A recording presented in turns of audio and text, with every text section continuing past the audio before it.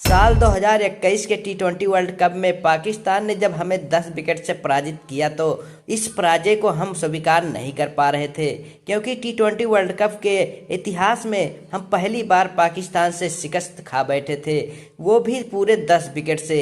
वो जख्म अभी भरा भी नहीं था, वो हार अभी हम भूल भी नहीं पाए थे कि 2022 टी20 वर्ल्ड कप के सेमीफाइनल में अंग्रेजों ने हमें एक बार फिर 10 विकेट से हराकर हमारे उस जख्म को एक बार फिर से ताजा कर दिया।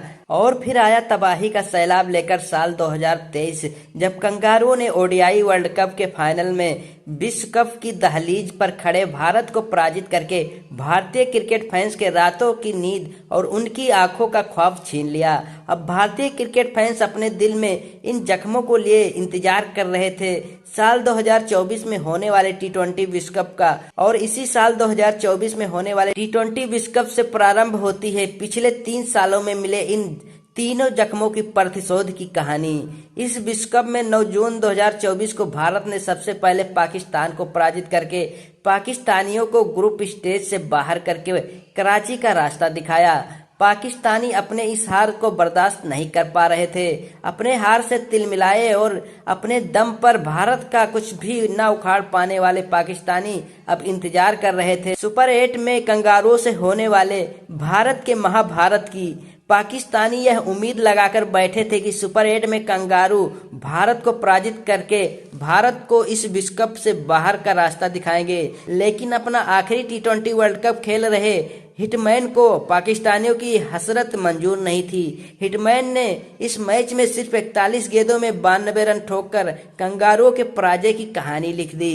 भारत के दिए हुए 206 रनों के लक्ष्य का पीछा करने जब कंगारू उतरे तो भारतीय गेंदबाजों ने कंगारुओं को 121 रनों पर रोककर कंगारुओं को 24 रनों से पराजित करके कंगारुओं को भी इस विश्व कप से बाहर का रास्ता दिखा दिया। इस विश्व कप से विदाई लेकर कंगारू अब एडिलेड का टिकट कटवा रहे थे, लेकिन पाकिस्तानियों को कंगारुओं की यह हार बर्दाश्त नहीं हो पा रही थी। पाकिस्तानी अब अपने अर्शदीप पे बॉल टेपरिंग का आरोप लगा रहे थे। पाकिस्तान का एक पूर्व खिलाड़ी और पाकिस्तान का इंजमाम उल हक हमारे अर्शदीप पर चीटिंग का आरोप लगा रहा था। सारे पाकिस्तानियों का टीम इंडिया पर बड़ा आरोप अर्शदीप और बॉल टेपरिंग का आरोप लगाया गया। सावन के अंधे को सब कुछ हरा नजर आता है, इसलिए पाकिस्तानियों को पूरी दुनिया अपनी तरह चीटर ही नजर आ रही थी। पाकिस्तान और कंगारुओं को इस विश्व कप से बाहर का रास्ता दिखाने के बाद अब भारत इस विश्व कप के सेमीफाइनल में पहुंच चुका था और इस सेमीफाइनल में भारत के सामने था अंग्रेजों का काफिला। अभी तो अपने हिटमैन अंग्रेजों से 2022 टी20 वर्ल्ड कप के सेमीफाइनल का लगान भी वसूल करना बाकी था। सेमीफाइनल अंग्रेजों को लग रहा था कि भारत 2022 सेमीफाइनल की वह पराजय भूल चुका होगा, लेकिन भारत अभी तुम्हारी ईस्ट इंडिया कंपनी का धोखा नहीं भूला है। भारत अभी 1947 नहीं भूला है, तो भारत भला 2022 कैसे भूल सकता है। संपूर्ण भारत अब अंग्रेजों से अपने प्रतिशोध का इंतजार कर रहा था। प्रतिशोध की आग में झुलस रहे भारत के गांव-गांव से लोगों की आवाजें आ रही थी, सबका बदला लेगा रे हमारा कप्तान। कुछ ऐसे ही हाल और हालात, कुछ ऐसे ही जख्म और जज्बात के साथ 27 जून 2024 को टी20 वर्ल्ड कप का यह सेमीफाइनल भारत और इंग्लैंड के बीच साउथ अफ्रीका की धरती पर खेला जाता है। इस सेमीफाइनल मुकाबले में अंग्रेजों ने टॉस जीतकर भारत को बल्लेबाजी के लिए बुलाया। भारत की तरफ से विराट और the man hitman Rohit Sharma ने पारी का आरंभ किया और रोहित ने टॉफली के दूसरी ही गेंद को बाउंड्री के बाहर भेजकर अंग्रेजों को विश्व कप छोड़ो आंदोलन की चेतावनी दे दी। और टॉफली के दूसरे ओवर में विराट ने दूसरी गेंद को डीप मिड विकेट की दिशा में प्रहार किया और गेंद उड़न तस्त पर सवार होकर सीमा रेखा के बाहर चली गई। पूरे विश्व कप में विराट का फ्लॉप रहना भारत के लिए चिंता का सबब बना हुआ था, लेकिन विराट का यह शॉट देखकर स्टेडियम में और टीवी और मोबाइल पर मैच को देख रहे भारतीय क्रिकेट फैंस एक स्वर में बात करने लगे कि चीते की चाल, बाज की नजर और विराट कोहली की कंसिस्टेंसी पर कभी डाउट नहीं किया करते। लेकिन हमारा वो गुरूर तब टूट गया जब इसी ओवर की चौथी गेंद पर टॉफली ने कोहली को क्लीन बोल्ड कर दिया।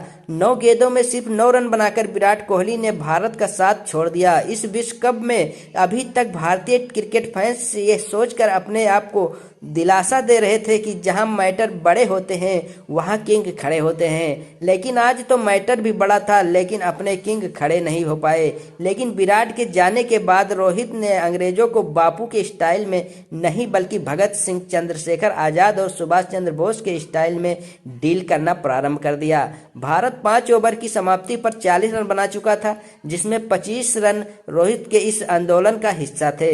रोहित का यह रूप देखकर भारतीय खेमे में अभी शोर उठ ही रहा था कि 6वां ओवर लेकर आए सैम करन ने पंत का विकेट लेकर उस शोर को शांत कर दिया। 5.2 ओवर की समाप्ति पर 40 के टोटल स्कोर पर भारत ने अपना दूसरा विकेट खो दिया और 6 गेंदों पर मात्र 4 रन बनाकर पंत ने पवेलियन की राह पकड़ ली। पंत का विकेट लेकर अभी अंग्रेजों ने खुशी मनाना प्रारंभ ही किया था। अब चिंगम चबाते हुए भारत का सूर्या आ चुका था और सूर्या को देखते ही अंग्रेजों की खुशी खामोश हो गई, क्योंकि ऋषभ पंत तो अंग्रेजों के लिए फिर भी ठीक थे, लेकिन सूर्या को संभालना अंग्रेजों के लिए मुश्किल था। महाभारत की लड़ाई तो आप लोगों ने सुनी ही होगी। महाभारत की उस लड़ाई में अर्जुन के साथ स्वयं साक्षात भगवान श्री कृष्ण खड़े थे और आज रोहित की इस लड़ाई में भी उसी यदुवंशी भगवान श्री कृष्ण के कुल का एक यदुवंशी लड़का और टी20 क्रिकेट के दुनिया का सूर्य अब रोहित के साथ रथ का सारथी बन चुका था। और यहीं से प्रारंभ हो जाती है अंग्रेजों के खिलाफ विश्व कप छोड़ो आंदोलन की कहानी। सूर्या और रोहित ने अब अंग्रेजों को रिमांड पर लेना प्रारंभ कर दिया और भारत का स्कोर 8 ओवर की समाप्ति पर 65 रन पहुंचा दिया। इधर भारत में घड़ी की सुई रात के 10:02 का इशारा कर रही थी और उधर गयाना की धरती पर जहां मैच खेला जा रहा था वहां बादलों ने बरसना प्रारंभ कर दिया। अंग्रेजों के लिए यह राहत की खबर नहीं थी, क्योंकि अगर बारिश के कारण यह मैच रद्द होता तो भारत सीधे सीधे फाइनल में पहुंच जाता, क्योंकि सेमीफाइनल में पहुंचने वाली 4 टीमों में से भारत पूरे विश्व कप में बेहतर परफॉर्मेंस और अपने बेहतर रन रेट के कारण सबसे शिखर पर खड़ा था। लेकिन भारतीय क्रिकेट फैंस मौसम के इस मिजाज से खुश नहीं थे, क्योंकि भारत का बच्चा चाहता था कि 2022 सेमीफाइनल की उस हार का बदला 2024 के सेमीफाइनल में हराकर पूरा किया जाए और फिर फाइनल में हीरो की तरह एंट्री ली जाए। क्योंकि अगर बारिश की वजह से भारत फाइनल में पहुंचता है तो संपूर्ण भारत विरोधी मानसिकता वाले, खास करके हमारे पड़ोसी मुल्क वाले, जो कंगारुओं को पराजित करने के बाद हमारे अर्शदीप की स्विंग हुई गेंदों पर संदेह व्यक्त कर रहे थे और भारत पर बॉल टैपरिंग का आरोप लगा रहे थे, वे सारे भारत विरोधी मेढक की आवाज में एक सुर में चिल्लाते कि 2024 का सेमीफाइनल तो भारत ने बारिश की वजह से जीता था।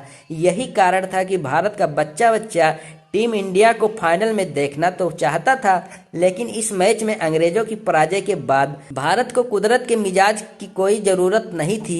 बारिश आए या जाए भारत को जीतकर फाइनल में जाना अच्छा लगता है।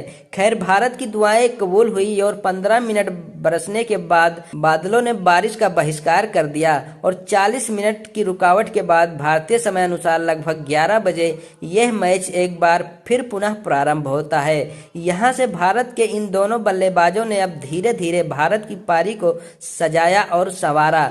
12 ओवर की समाप्ति पर भारत अपने 2 विकेट खोकर 91 रन बना चुका था, लेकिन 12वां ओवर समाप्त होने के बाद सूर्या का लहजा बदल गया और सूर्या अब जिस लहजे में जिस तेजी से अपने चुंगम को अपने दांतों से कुचल रहे थे, उसे देखकर साफ पता चल रहा था कि सूर्या अब उसी लहजे में उसी तेजी से अंग्रेजों को भी कुचलने वाले हैं। और 13वां ओवर लेकर आए सैम करन की पहली ही गेंद पर सूर्या ने हवाई शॉट खेलकर 6 रनों के लिए बाउंड्री के बाहर लैंड करवा दिया। दूसरी बॉल पर सूर्या ने 1 रन लेकर स्ट्राइक हिटमैन को दे दी और हिटमैन ने भी तीसरी गेंद को लॉन्ग लेग की दिशा में 6 रनों के लिए बाहर भेज दिया। इन दोनों बल्लेबाजों ने मिलकर सैम करन के इस ओवर में 19 रन लूट लिए। 13 ओवर की समाप्ति पर भारत अब 110 रन बना चुका था, लेकिन 14वें ओवर की चौथी गेंद पर रशीद ने हिटमैन को धीमी गति की गुगली में चकमा देकर क्लीन बोल्ड कर दिया। 113 रन के स्कोर पर भारत का तीसरा विकेट गिर चुका था, लेकिन हिटमैन ने जाने से पहले इन मुश्किल पिच पर महज 39 गेंदों में 57 रन की एक विध्वंसक पारी खेलकर अंग्रेजों के आक्रमण को ध्वस्त कर दिया था।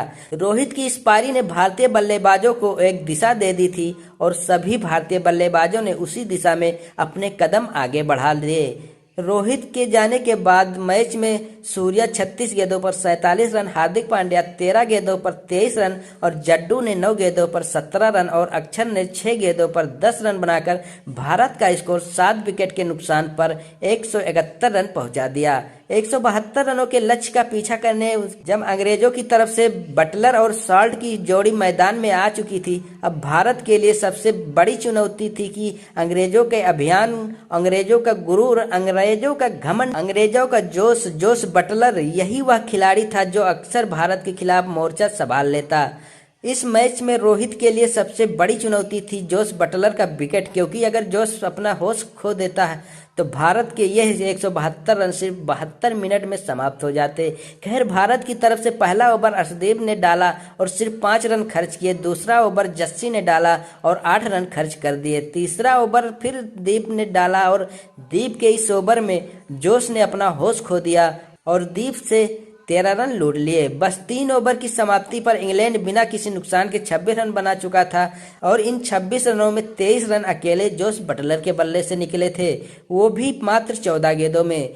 जोश का यह रौद्र रूप देखकर अब भारत को यह डर सताने लगा कि कहीं 2022 सेमीफाइनल वाली कहानी अपने आप को रिपीट न कर दे।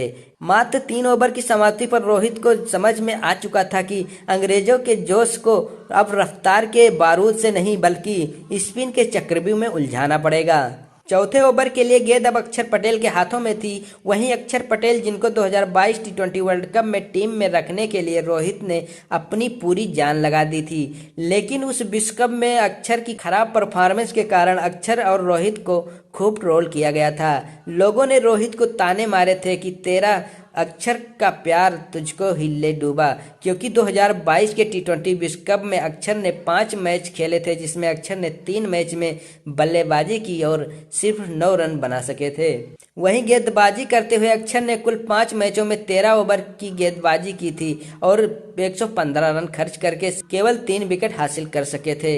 वहीं अक्षर पटेल अब भारत की तरफ से चौथा ओवर लेकर अंग्रेजों के सामने थे और रोहित ने आज भी अक्षर पर उतना ही भरोसा किया था जितना 2022 में किया था और आज अक्षर के पास मौका था रोहित के उस भरोसे को सही साबित करने का। और अक्षर के सामने था अंग्रेजों का वही जोश जिसने 2022 टी20 वर्ल्ड कप के सेमीफाइनल में मात्र 49 गेंदों पर 80 रन ठोककर 10 विकेट से भारत के पराजय की कहानी लिख दी थी। और अक्षर ने अपने पहली ही गेंद पर जोश का होश ठिकाने ला दिया। अक्षर की टर्न होकर चौथे स्टंप पर जाती एक गेंद को बटलर ने रिवर्स स्विंग खेलने के प्रयास बल्ले का एज लेकर गेंद हवा में खड़ी हो गई और पीछे से पंत ने आसान सा कैच पकड़ लिया। 15 गेंदों पर 23 रन बनाकर अंग्रेजों का वह जोश अक्षर ने पवेलियन वापस भेज दिया और 5वां ओवर लेकर आए जस्सी की चौथी गेंद पर साल्ट ने ऑन साइड में हवाई शॉट खेलने का प्रयास किया और गेंद ने स्टंप और गिल्लियां बिखेर दिया। जस्सी के खिलाफ तुर्रम खान बनने वाले साल्ट को तुरंत पता चल गया कि मारने वाला यह अग्रेशन गेंदबाज देखकर दिखाना चाहिए और अगले ही ओवर में अक्षर ने पहली ही गेंद पर जॉनी ब्रिस्टो का विकेट लेकर अंग्रेजों की कमर तोड़ दी। अक्षर ने जॉनी ब्रिस्टो का अपना खाता भी नहीं खोलने दिया। वक्त का तगाजा देखिए कि अक्षर पर 2022 में किया गया रोहित का वह भरोसा अब 2024 में काम आ रहा था। 6 ओवर की समाप्ति पर महज 39 रन के टोटल स्कोर पर साल्ट, जोश और जॉनी ब्रिस्टो इन तीनों सुरमाहों का सूर्यास्त हो चुका था। अक्षर की यह कहानी यही नहीं खत्म हुई। भारत की तरफ से 8वां ओवर और अपने कोटे का तीसरा ओवर लेकर आए अक्षर ने मोइन अली का विकेट लेकर अंग्रेजों की उम्मीदों को बिल्कुल समाप्त कर दिया।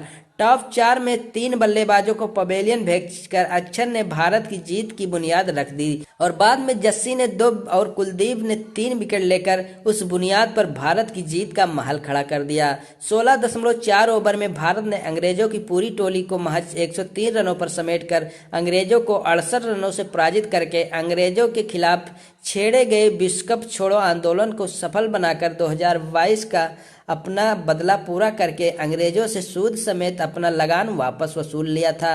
उधर फाइनल की विश्व कप की वह ट्रॉफी बाहें फैलाकर भारत का इंतजार कर रही थी और फाइनल में भारत ने उसी अफ्रीका को पराजित करके विश्व कप की उस ट्रॉफी को अपने गले लगाकर भारतीय क्रिकेट के इतिहास में गर्व और गौरव का एक अध्याय जोड़ दिया। तो दोस्तों, ऐसी और कहानी सुनने के लिए हमारे चैनल को सब्सक्राइब करके बेल आइकन को ऑल पर प्रेस कर लें। नमस्कार।